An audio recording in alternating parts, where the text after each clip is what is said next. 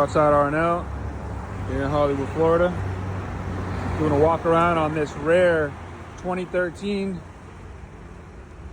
Taurus Police Interceptor detective model. Got a brand new paint job, new decals, brand new tints. Yeah, the paint job looks wet.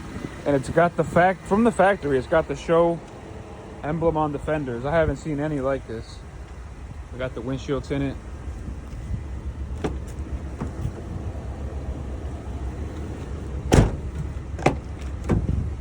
Back seat never used.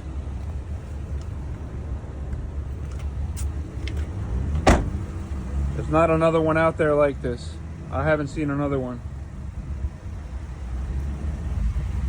New paint, new tints.